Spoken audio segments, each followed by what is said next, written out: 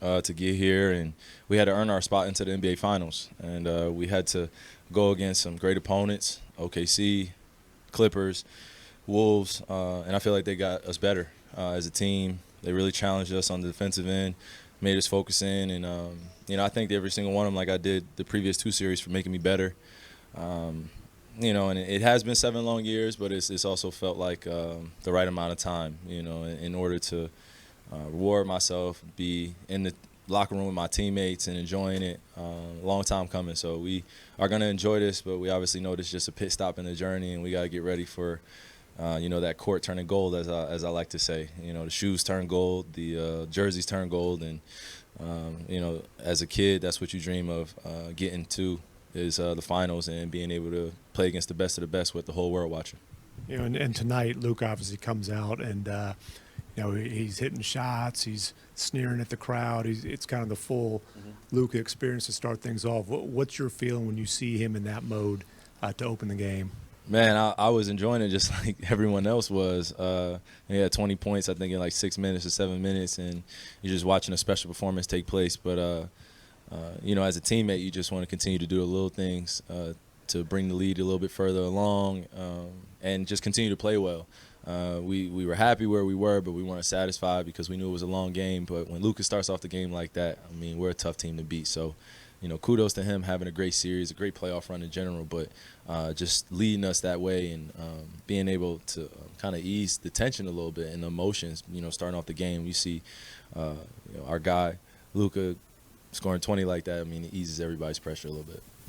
What was going through your mind? Get 0, you guys have the ceremony, you're walking into the locker room with the trophy. What's kind of racing through your mind at that time?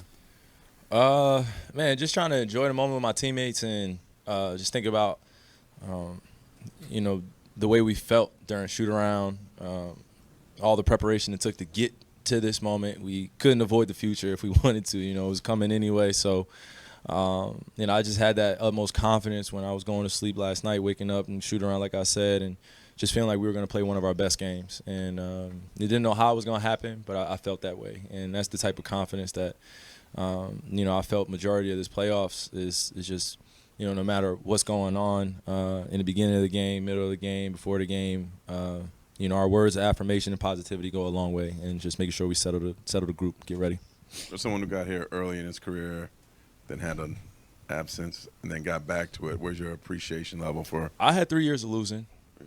Yeah, I had 3 years of losing in Cleveland, as people like to remind me of, where I did nothing without certain guys on the team. So, I like to relish in those challenges because when you are a young player, you do take it for granted to a certain degree. But now that I'm in my 30s and I'm able to kind of stand on my own square more comfortably, more confidently, and know what my presence holds, know what my leadership is capable of doing when I'm around good people and they're supporting me selflessly. You just look back at all the failures, just on the other side of success. So just continue to chop wood, carry water, stay poised, make sure that we keep the main thing, and acknowledge how far we've grown and how long it took to get to this moment. So I try to quantify the last 7 years, but it's really been my whole entire career. This is a long career, and I like to look at that way. It's a journey. So grateful to be here with my teammates, though, and our staff, and everybody doing the little things for us to stay prepared and, just give us that good energy, man. I felt it all around us tonight. Kyrie, to that point, as this team came together and kept getting better, your teammates, your coaches, they talked a lot about the impact you have off the court and your leadership style and your voice. And really, your story feels like it's changing a bit right now. And on the one hand, I know you've always tried to block that out, but what does it mean to have some of that energy starting to get recognized out in this space? What do you mean? I mean, the way you interact with your teammates, the way you lift the guys up, and coming off a couple of years of a lot of negativity and having the energy. Just in the public. I mean, Brooklyn, Boston, you're going to see your own team now. I mean, the mood has changed. No, just how does it feel to have it recognized? What do you mean, like recognized for what? The way that you're impacting the team. Oh, okay. No, I'm sorry. I just was trying to figure out where you I think I'm grateful because it was an easy road, and I was able to grow as a person way beyond, as quick as I was growing as a player. And when you're in a professional environment such as this and you can only be judged by your on court performances and what people say off the court and they don't know who you are, I think that's a little unfair. But that's the life we live in, and then life is not fair all the time. So I just stopped being a kid towards this industry and really grew up and grew my wings. I had another phrase I wanted to say, but I just developed a mentality to be able to brush off a lot of that stuff and realize that, when they're talking about me or saying things about me as a teammate, it's been a lot of people. I don't want, it's too many people to name, but that's not where my focus has been. It's always been on making sure my teammates understand who I am and what I want to accomplish with them, and being selfless in my approach, and also realizing that, everyone's going to have a past. Everyone's going to be judged for that. But I think putting your best foot forward and focus on the future is the best place to be.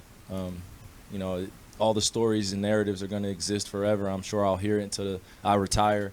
But again, this is what comes with this industry. This is a very young league. It's 75 years, 76 years in the making. People think it's like 100+ years like other leagues, but there are no rules in this.